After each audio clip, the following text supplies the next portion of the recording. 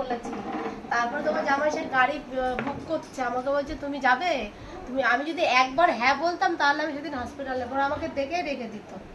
তা আমি যে সকালবেলায় পুজো করবো, আমাকে যদি এখন হসপিটালে নিয়ে রেখে দাও তাহলে পুজো করবে কি রাত্রির বেলায়, মানে সাড়ে ছটা বাজে তখন আমাকে, না হ্যাঁ 6টার সময় ওই আমার তো নিম পাতা ভাজা থাকে, সেই নিম পাতা আর হচ্ছে আদা আর মেথি আর তুলসী পাতা, এই 3-4টেকে ফুটিয়ে তিতো মানে বিষ, সেই ফুটিয়ে আমাকে 1 গ্লাস দিয়েছে, সেই খেয়েছি আর বমি পাচ্ছে। তারপরে তোমার জামাই কি করলো, সেই সব হচ্ছে আমাকে খাওয়ানোর পরে ওর বজরংবলীর গান চালিয়েছে যে তুমি ঘুমাও এই গান শুনতে শুনতে। আমার ঘুম আসছে না। তারপরে ওর মাথায় ফট করে সেই মনে পড়লো সেই যে পুরীর থেকে কাপড়টা এনেছিলাম না বজরংবলীর, ওইটা দৌড় মেরে গিয়ে ঠাকুর ঘরের থেকে নিয়ে এসে আমার সারা গায়ে বুলিয়ে দিল।